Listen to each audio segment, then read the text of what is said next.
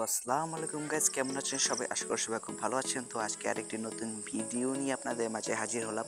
তো আজকে থাকছে সুন্দরবন 16 লঞ্চের বিস্তারিত সমস্ত আপডেট।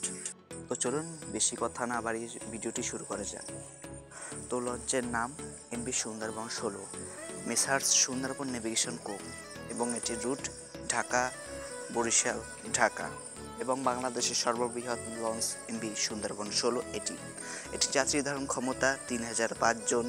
এটি নির্মাণ তারিখ 16/12/2016।